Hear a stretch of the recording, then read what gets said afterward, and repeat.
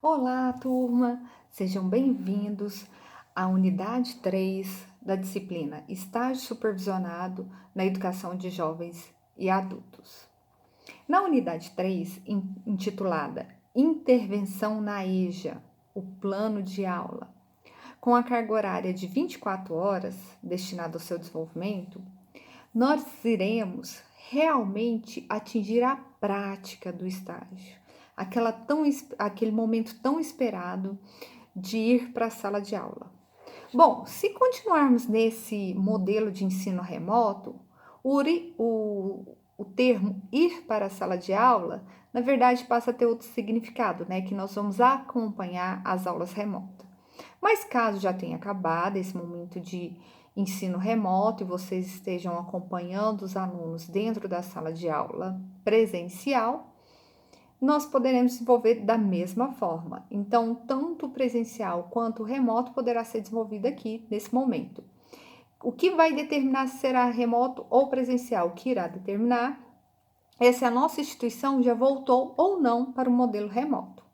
Então, nesse momento agora, como nós estamos no modelo presencial, desculpa, mas nesse momento agora, como nós estamos no modelo remoto, nós vamos pensar o estágio dentro do modelo remoto. Bom, na unidade 3, que é a intervenção, vocês irão acompanhar uma turma da educação de jovens e adultos. E acompanhando essa turma, vocês irão observar como é realizada a regência do professor, como que ele dá as aulas, como que os alunos participam, como é o desenvolvimento das atividades. Então, você vai acompanhar a turma e perceber como que é o andamento dessa turma, quais são as particularidades dessa turma que você está acompanhando. Por quê? Aqui, nessa unidade, vocês irão realizar o que nós chamamos de observação, a semi-regência e a regência. A semi-regência, você irá observar a sala de aula virtual e vai ver quais são as estratégias de ensino elaboradas pela escola e pelos professores para atender esses alunos na educação de jovens e adultos, esses alunos da EJA. No momento de regência, você vai saber como se dá esse processo de semi-regência, destacando as questões éticas que estão implicadas no processo de observação da aula. O que isso significa? Olha, você está observando a sala de um professor que é formado, que está ali trabalhando com esses alunos, então tem que levar em consideração todas as questões éticas no momento de observar e fazer qualquer comentário ou até no momento de elaborar o meu relatório. Então, eu jamais posso esquecer as questões éticas que envolvem essa observação na sala de aula. Eu jamais devo expor o meu aluno ou expor os alunos da EJA ou até mesmo o professor que está atuando nessa sala de educação de jovens e adultos. Então, você, enquanto estagiário, deve tomar esse cuidado para não fazer comentários desagradáveis e expor esse aluno ou esse professor da educação de jovens e adultos a situações constrangedoras, ou até mesmo se expor dentro dessa situação. Então, esse momento é muito importante, esse cuidado com a questão ética dentro do processo do estágio supervisionado. Uma questão importante também é observar como que é o andamento da turma, quais são as dificuldades, o que dá certo, o que não dá certo, porque aí você vai vendo como que o professor está lidando, o que está dando certo com esse professor, o que não está dando, para você pensar um plano de aula para ser desenvolvido com essa turma.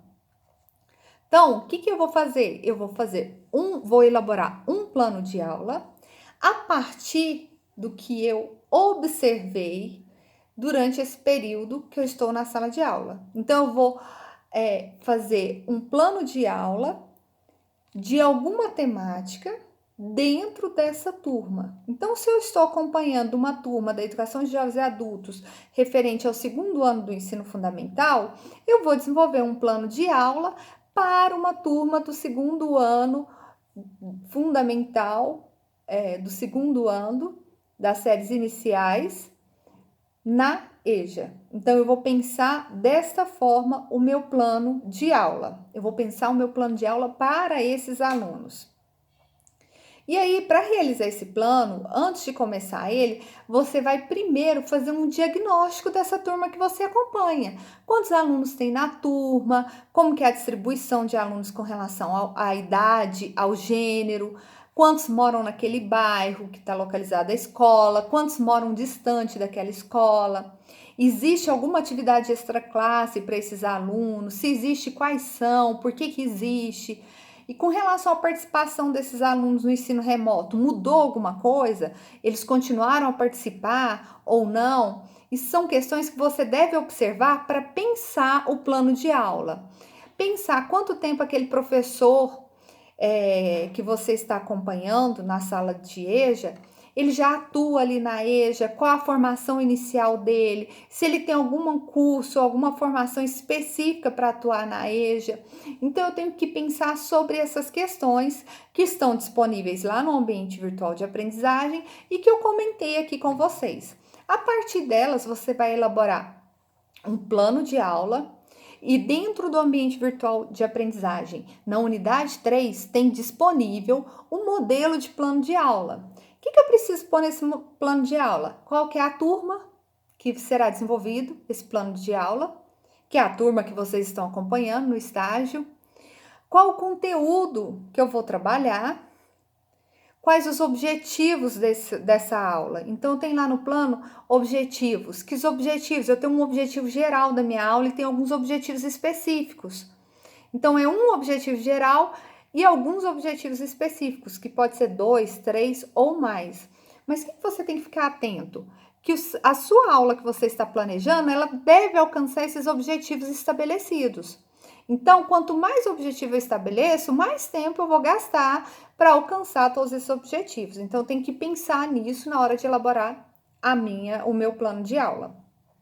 Além disso, você tem uma parte de procedimento metodológico, onde você vai colocar como será desenvolvida a sua aula a fim de alcançar os objetivos que você já elencou anteriormente.